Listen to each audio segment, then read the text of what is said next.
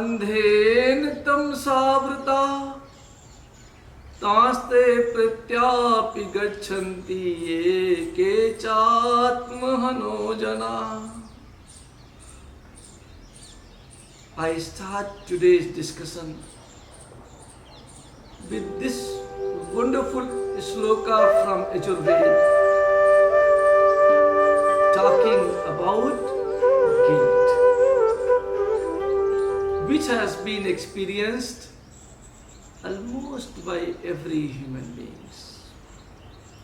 There is hardly anyone who has not experienced guilt in his or her life. Guilt,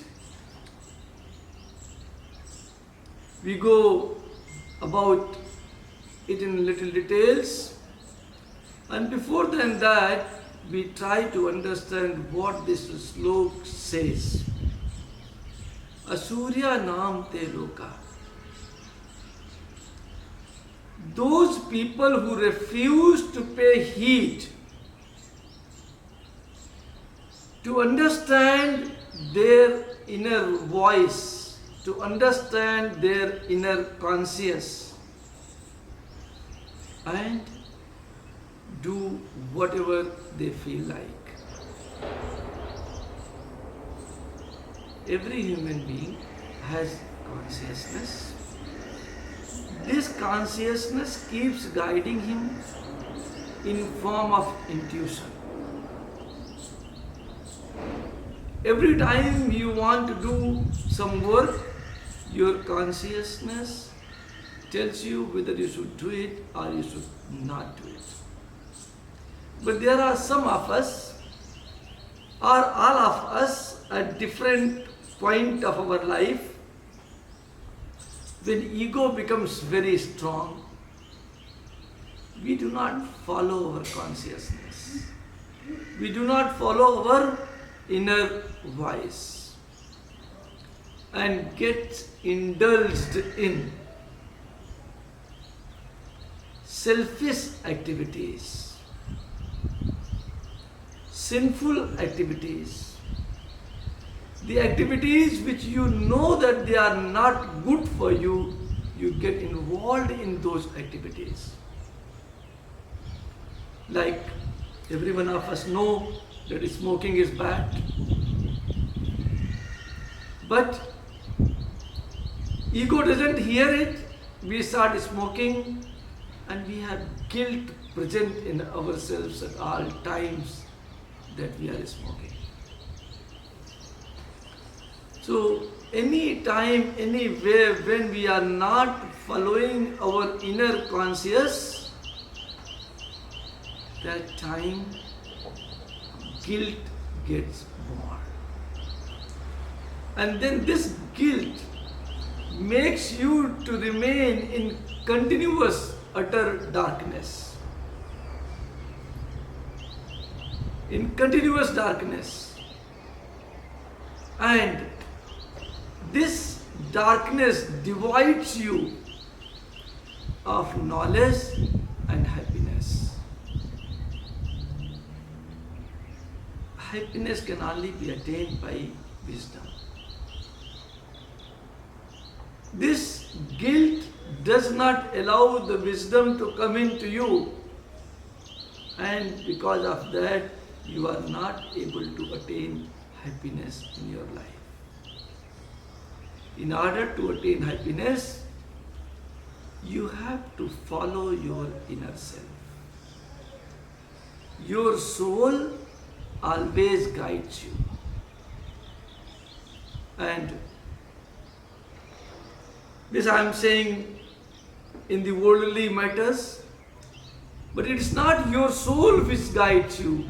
You keeps guiding yourself at all time. Your inner self, your higher self, your true self, whatever the name you want to give, you keep guiding your mind, your body to do what is needed in your life. Your identification, your ego does not hear that. and momentarily does what it wants to do. And after the work is completed, after you have done it, after the action is performed, thought is performed, then again your inner self comes stronger to you. This was supposed to be not done. What you did is wrong. What you did, you should have not done it. And when that feeling comes in, this feeling is called guilt, which is almost always present in case you have not followed your inner self. And therefore guilt can be defined as aversive self-conscious emotion. So guilt is a kind of emotion, first thing. It involves reflection on your own self. Guilt is aversive self-conscious emotion involving reflection on your own self. It can also be called as moral emotions. When does that occur? When does this moral emotion occur to you? When you believe or you realize that you have compromised your own standards of conduct. When you realize that you have violated the moral standards set by you. When you realize that you have violated the universal standards, the community standards set by you. Any violation of this sort brings in significant responsibility of that violation. That significant responsibility is the cause of the guilt. Guilt will only be present when you have violated something. If you have not violated anything, then guilt will not come to you. Now, one very interesting thing is that guilt is similar to several other emotions also. It is similar to shame, embarrassment, hatred, fear, and pride. And sometimes there are misunderstandings between us, understanding guilt. Sometimes we think fear is guilt. Sometimes we think hatred is guilt. How? Somebody has molested you, maybe in the childhood. This is an example always given to me. In that molestations, two things are possible. Number one, you can make yourself responsible for it. When you can make yourself responsible for it, that I should have done this thing better, then that uncle could have not been able to reach me at that particular time, then guilt is present. And along with guilt, hatred is also present. Hatred towards that person, guilt towards you. And sometimes you feel that you are not responsible for this incident, then only hatred is present. Hatred is present towards that person. But sometimes we start thinking that this is also guilt. But in reality, this is not the guilt. Some other time what happens? Because of something somebody has done to you, you are not responsible for it. Then dvesh is present inside of you. What is dvesh? Aversion. Aversion is present, and you do not want to bring that particular moment again in your life. And because of that,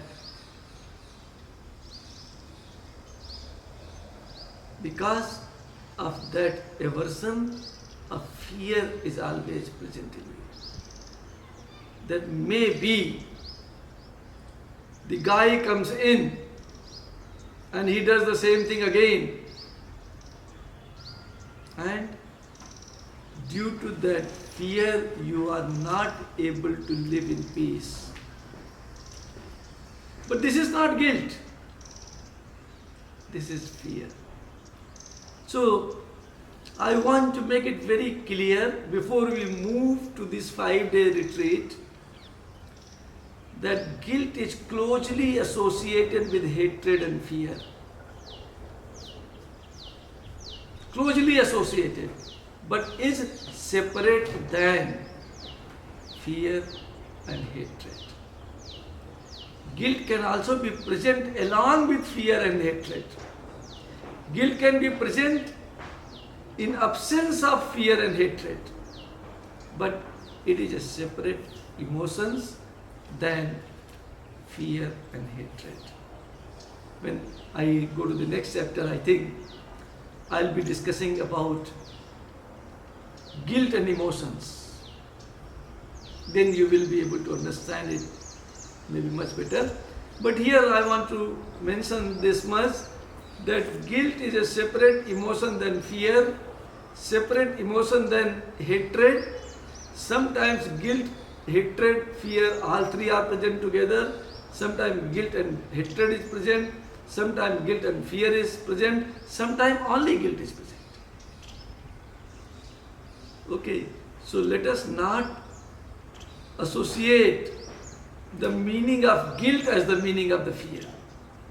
Guilt is an independent emotion, then fear, and then hatred. Everything that takes birth on this earth, or rather in the universe, anything that takes birth has a reason behind it. A mother. So, how does guilt gets born in yourself?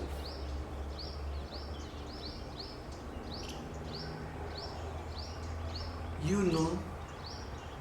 Who knows you more than yourself? Every human being knows himself better than anyone else can know him. So I may be saying that, oh great, how beautiful you looks like, how your brain works, it's wonderful, how you do yoga, most precious way, how you speak, oh my God, it's so wonderful. Everyone keeps praising you. But what you do? You keep criticizing yourself because of some guilt, because of some hatred, sometimes because of yourself, sometimes because of others, sometimes because of the circumstances. So, though others praise you, you do not relate yourself to that praise. Others love you. You do not love yourself. Why? Because of the guilt present in you. The guilt takes birth from not loving you. So, mother of this guilt is self-hatred.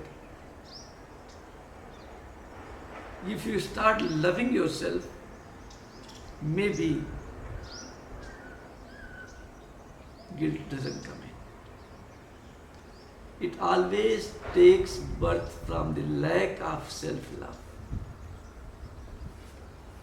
And then after taking the birth, it takes fruit from self-judgment. You keep judging yourself all the time. I say, wow, what a great Kukutasana you have done. And he said, he is praising me, but I know that I am not able to lift myself a little more. In case I could have done a little more, oh my God, it was going to be great.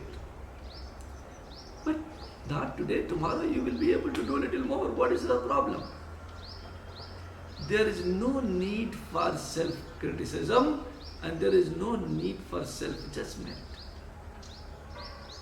When you start judging yourself, your guilt gets food and becomes stronger. It takes birth from lack of self-love. It gets nourishment from the judgment. So, these are the two regions from where guilt takes birth inside of yourself. And now, let us understand causes, the reasons why guilt comes into you. There can be many causes. There can be different types of guilt. But main causes I would like to mention to you here, that something you have done, you should have not done. Or something you have not done, you should have done. So guilt has only one reason, one cause to survive, and that is something I have done, I should have not done, or something I should have not done and I have done. Now let us take some examples to make it understand. You have incurred debt of 31,000 or 31 million, whatever it is. You have incurred debts, you are now not able to pay. Then you are thinking, oh my God, why did I take the debt? The guilt is present. And in between what happens, somebody has paid it for you. Now you are not able to pay him who has paid you. The guy is supportive. Guy is requesting you in case you can pay. You are not able to because you don't have money at him. There is inner desire that I should be able to pay him. But no money. Money is coming, it is in the market. If you have incurred any type of debt and you are not able to pay in time, the guilt of taking the debts starts getting present in you. And that time what happens? How it becomes worse? People who love you, your romantic partner. What romantic partner is saying? You are an idiot. Why? Why have you taken the debts? Oh darling, I wanted to buy a necklace for yourself. That was good, but you should have earned and bought it. No one understands us, the inner feeling of ourselves. When that your mother says, you don't know how to do business. You take the debt, don't pay. Why? What is the use of taking the debts? But you know, in case you want to grow, either you should have money by yourself or you have to take debts. Calculative debts taking is not a bad idea. But being calculative, not failing all the times, once in lifetime is okay, that it got delayed, but not all the times and not every time, otherwise this guilt will kill you. Your enemies, your debtors will not kill you. Your own guilt will destroy you totally. Second types of guilt is financial things. This point has been given to me by Ante. I want to tell you that this speech has been jointly prepared. Ante has played a very important role in it. And second types of debt is financial things. You have stolen something, taken something by telling lies. Okay? Not saying it specifically, many of our female counterparts, they hide a lot of things from their husbands for a good reason. Reason can be anything, it can be bad as well as good, but guilt will always be present. In case you have stolen something from someone, you cannot look at him eyes to eyes because of the guilt present in you. So, because of the financial reasons, also guilt gets present in you when you steal something, take something from your company without telling to your bosses, eat something from the fridge. Somebody has put the chocolate, the family members, and you ate it. There is a possibility that a small amount of guilt will be present in you. Okay? And then another type of guilt, other than financial, is physical. You slapped your child, the guilt will be presented. Oh my God, why did I slap him? He went for walking, he went for playing. But as a mother, this guilt will always be present in you that I should have not slapped him. Rather, I should have made him understand. So by physically abusing anyone, child is an example which can happen every day. But whenever you physically abuse anyone, by beating, by hitting, there would be a guilt present in you always. Giving somebody mental injury, like do not allow somebody to sleep by calling him several times during the day, during the night. 3 o'clock in the morning, start calling somebody. Then he says, oh my God, it was 3 o'clock. Then immediately small guilt comes in you. Oh, what I did.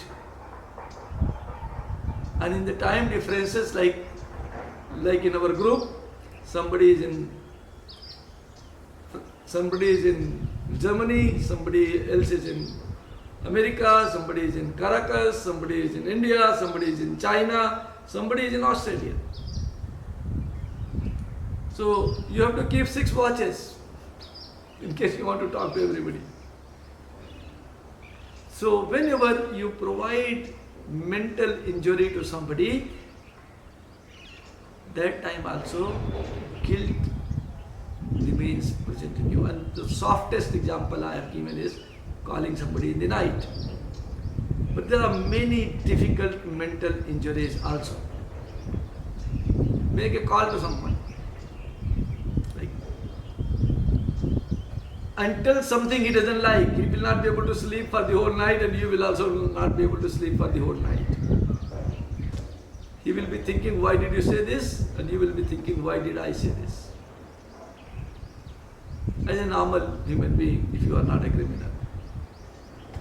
So, giving mental pressure to anybody also makes you feel guilty. Then, some guilt are present in ourselves which we bring in from previous life. When I was dying, those guilt were present in myself. I have taken them along with me. And when I got birth this time again, they came back with me. Those guilts are called karmic guilt. You are not able to understand what is the reason. Because this life thinks from the mind. You don't think what I have done. You don't understand what you have done. But still an unknown guilt is present in you, which you can bring in from your previous life. Ancestral guilt is also present. Your parents has done something wrong. Your ancestors has done something wrong and they were feeling guilty. That guilt was present in their DNA. You have inherited that DNA.